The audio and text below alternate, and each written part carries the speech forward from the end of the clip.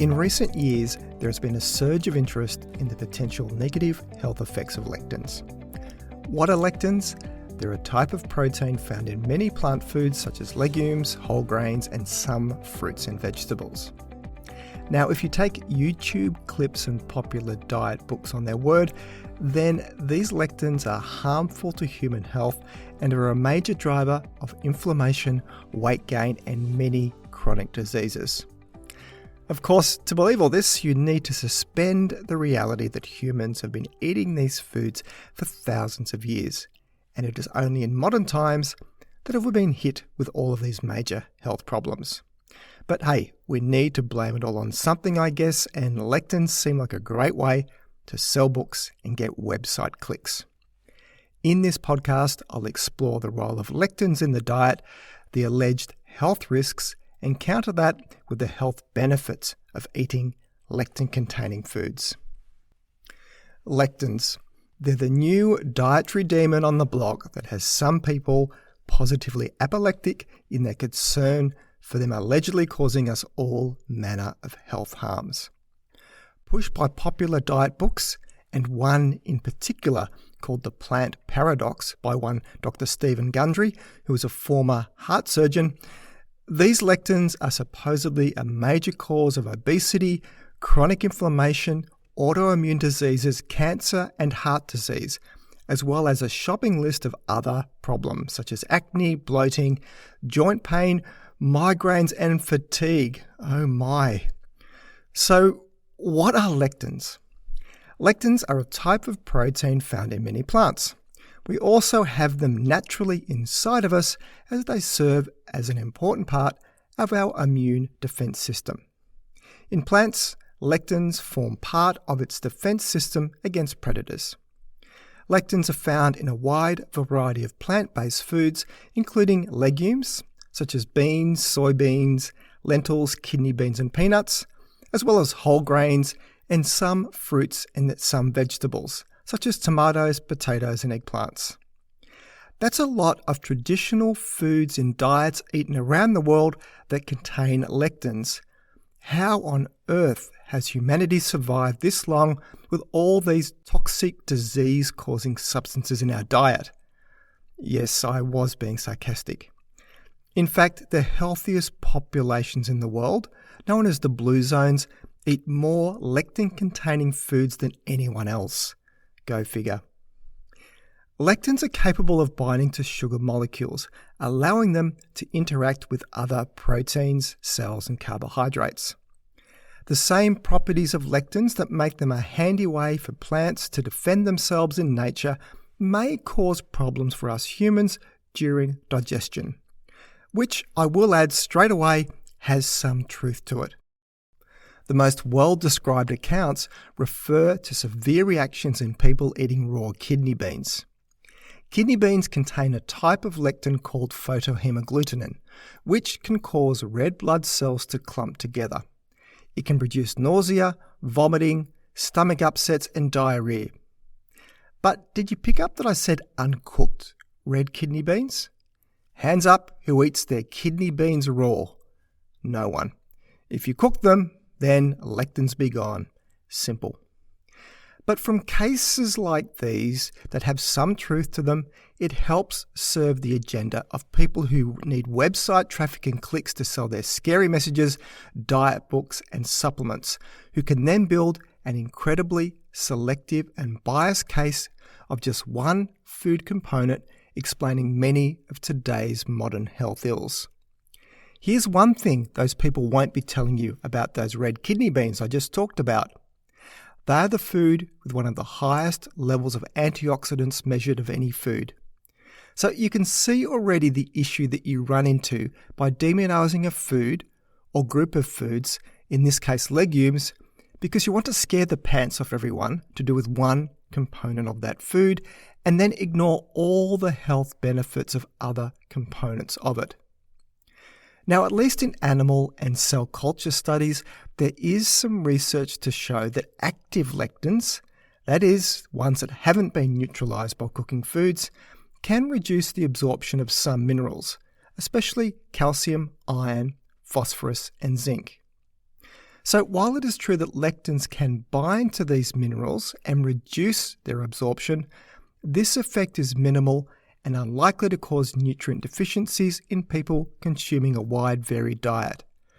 And if you spent your life worrying about what nutrients in your diet could potentially impair absorption of other nutrients, then you would starve to death, because most nutrients interact to an extent to either improve or retard absorption of other nutrients. Eat a varied diet and you can hit the snooze alarm on needing to know much more about this. And to counter this, many lectin-containing foods are also rich in essential nutrients, making them an important part of a healthy diet. For example, legumes are an excellent source of plant-based protein, fiber, and various vitamins and minerals, while whole grains provide essential nutrients like B group vitamins, magnesium, and selenium.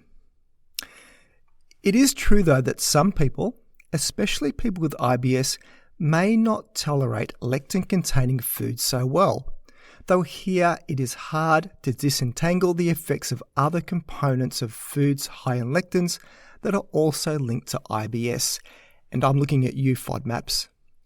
But most people do tolerate lectin-containing foods very well, and because of that, our gut loves us for it, because those same high lectin foods contain loads of prebiotic fiber to feed our gut bacteria.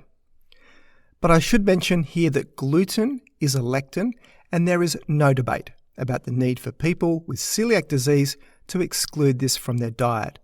But there is no need for them to exclude all other plant foods that contain lectins. And at least in theory, because lectins can bind to cells for long periods of time, they could potentially cause an autoimmune response in some people. So at least some people theorize they could play a role in inflammatory conditions like rheumatoid arthritis and type 1 diabetes. But note I use the word theorize, as there isn't a lot of human research to support this, or at least blame lectins as the smoking gun in various inflammatory and autoimmune diseases. In fact, many human studies, to the level that you can do meta-analyses on them, have shown that consuming lectin-containing foods, such as legumes and whole grains, is linked to reduced inflammation and a lower risk of chronic disease. Theories like dreams are free, but they're a great way to sell fad diet books. But wait, you'll find plenty of people attesting to the benefit of going on a popular lectin-free diet, especially for helping with weight loss. And those stories are true because they are personal experiences. So the claim here is that lectins can contribute to weight gain by promoting fat storage and increasing appetite. But dig deeper into the food recommendations on such diets and you'll see it's just smoke and mirrors for a low-calorie, low-carbohydrate diet. No grains, no legumes, very little fruit, and no tomatoes, potatoes, eggplant, and bell peppers. That's a lot of food rules you need to follow, so it is hardly a surprise that people can lose weight following it, and with weight loss can come an improvement in some metabolic markers such as inflammation. But it has nothing to do with you having fewer lectins in your diet. You've just been conned into following a low-calorie diet, that's all. And those same high-lectin foods that you were told to cut out, such as whole grains and legumes, are linked to positive weight management and metabolic health. If anything, you want more of these foods in your diet in place of the typical highly processed foods that feature all too commonly in the Western diet. While the claims about the dangers of lectins are largely unfounded, there is ample evidence to support the health benefits of consuming lectin-containing foods. Legumes and whole grains have been associated with a reduced risk of chronic diseases, positive weight management, and improved metabolic health. Furthermore, many lectin-containing foods are rich in dietary fiber, which has been shown to promote digestive health, lower cholesterol levels, and reduce the risk of heart disease.